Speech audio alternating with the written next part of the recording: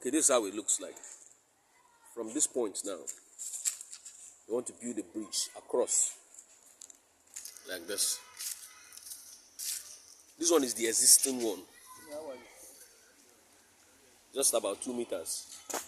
So this is the depth of the place. This is the depth.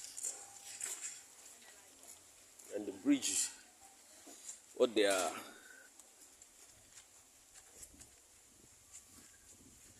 So from that side, which is that angle there, coming this way to cross to this side. This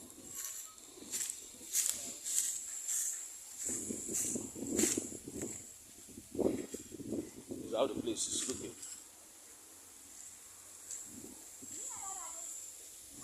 So they want the road to come this way, so it could connect to that entrance from there, from the major road. The entrance from the major road there. The bridge is going to come this way and then fly across.